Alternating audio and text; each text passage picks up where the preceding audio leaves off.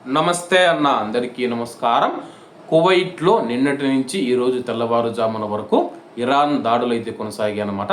అలాగే ఈరోజు తెల్లవారుజామున కూడా మనం చూసుకుంటే కానీ కువైట్ దేశం ఇరాన్ యొక్క డ్రోన్లు మరియు క్షిపణులను కూల్చివేసినట్లు రక్షణ మంత్రిత్వ శాఖ ప్రకటించింది. అలాగే కువైట్లో గత 24 గంటల్లో గగనతలంలో 20 బాలిస్టిక్ క్షిపణులు మరియు 9 డ్రోన్లను తమ యొక్క ఎయిర్ డిఫెన్స్ సిస్టమ్ గుర్తించినట్లు రక్షణ మంత్రిత్వ శాఖ ప్రకటించింది.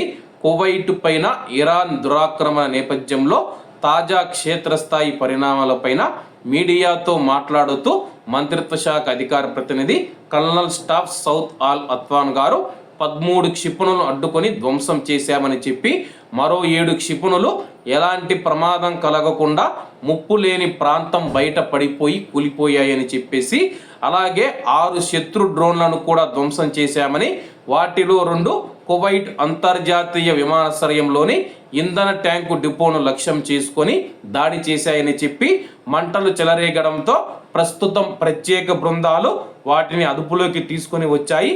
ఎలాంటి ప్రాణ నష్టం జరగలేదని చెప్పి ఆయన తెలిపారు.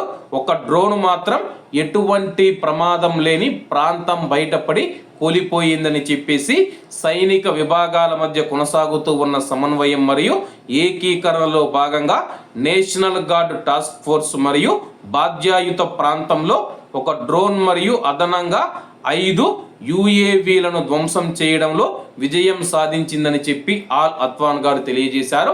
ప్రస్తుతం పరిస్థితి మా యొక్క అదుపులోనే ఉంది. కువైట్లోని ప్రజలు భయపడవలసిన అవసరం లేదు.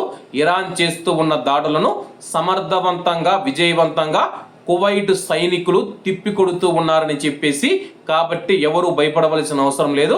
కువైట్లో ఉన్న మన భారతీయులు కూడా ఎవరైతే ఉన్నారో ఈ విషయాన్ని గమనించగలరని కోరుకుంటూ అందరూ బాగుండాలి, అందులో మనం ఉండాలి. అందరికీ నమస్తే అన్న, జై హింద్.